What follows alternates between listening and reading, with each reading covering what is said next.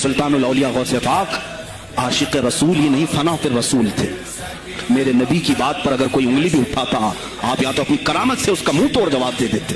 किसी ईसाई ने सिर्फ ये कहा था मेरे नबी ईसा अफजल है, वो मुर्दों को जिंदा करते थे, आपको जलाल आया, कहा मोहम्मद अफजल नहीं है इसलिए कि वो मुर्दे जिंदा नहीं करते थे, आप उसका हाथ पकड़कर कब्रिस्तान ले गए। मेरे नबी पर बात करता है, मैं तुझे जिंदा करके दिखाता हूं।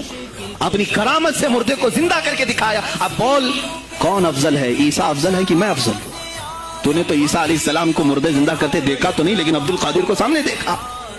गौसे पाक ने कहा मैं अपना मुआजना ईसा अलैहिस्सलाम से नहीं करता हरगिज़, लेकिन याद रखना मेरे नबी पर अगर जुबान खोलेगा तो अब्दुल कादिर अपने कदम से उसको जवाब देगा। वो जवाब देते आपकी जिंदगी नामूस रिसालत की हिफाजत के लिए गुजरी है।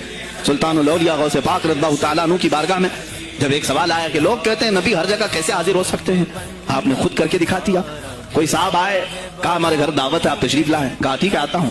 थोड़ी देर बाद दूसरा है, कहा हमारे घर दावत आप आए। सेम टाइम पे कई 70 लोग आए, सबकी दावत कबूल की।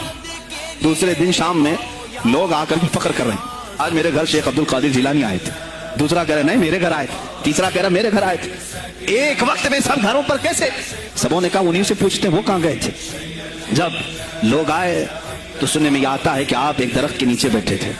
लोग सवाल करने के लिए आए, सब आपस में कह रहे हैं हमारे घर आए थे, हमारे, आप बताएं क्या किसके घर गए थे? तो उन्होंने कहा दरख्त के ऊपर देखो। तो लोगों ने दरख्त के ऊपर निगाह डाली तो देखा हर पत्ते पर शक्ल अब्दुल कादिर नजर आ रही है। फरमाते हैं अल्लाह ने अब्दुल कादिर को ये इतनी कुदरत दी है कि बैक वक्त वो कई जगहों पर हाजिर हो सकता है। तो जब एक गुलाम रसूल को अल्लाह ने ये ताकत दी तो रसूल मुख्तार को कितनी ताकत दी होगी। उन्होंने नामों से रिसालत को वाज़ेह किया है। मेरे अजीजों, औलिया कामिलीन इसीलिए आते हैं, वो नबी का परताव बन करके आते हैं।